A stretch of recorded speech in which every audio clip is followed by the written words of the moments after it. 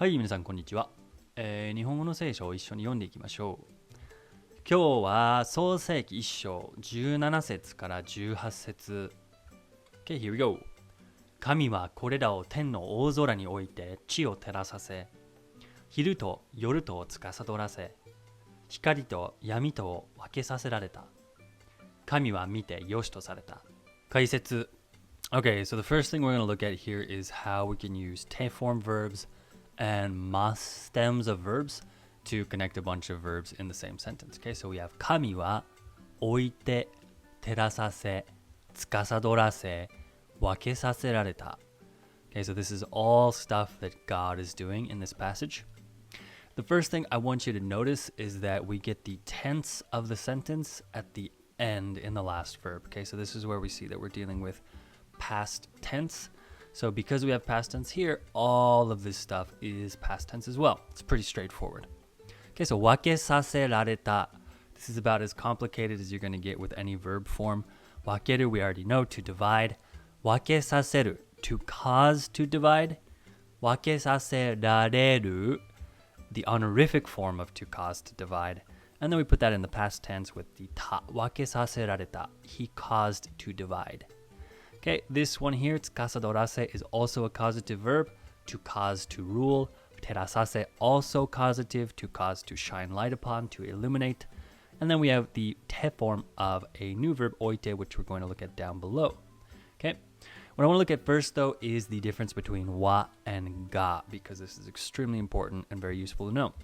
So in this case, we're dealing with wa. Okay, remember, wa marks the topic of discourse. Topic, not necessarily subject, although it can mark the subject as well. Okay, so let's look at how we can use wa and ga in a sentence. Okay, so we have 彼は鼻が高い. He has a prominent nose.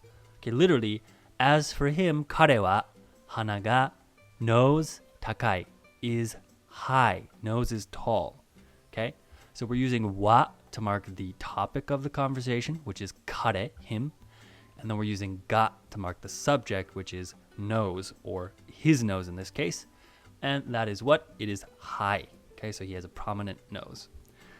Quick cultural note here, this is considered a good thing. It's considered an attractive thing in Japan.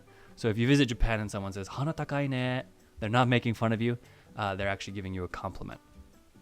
Okay, next we have 彼女は頭がいい. 彼女は頭がいい. Same idea. 彼女, she. As for her, 頭, head, がいい is good. Head is good. As for her, head is good. Okay, so once again, 彼女は, this is the topic of the sentence. 頭が, this is the subject. What about the subject? It's good. Her head is good, literally, and this means she's smart. Okay, so this is how we can use wa and ga in the same sentence. However, in this case, 神は, and then he does all these verbs. God is the topic of discourse, but he's also the subject in this case. So there's an overlap in this case, and we get that from the context. Okay, next we have oku, which is to put place.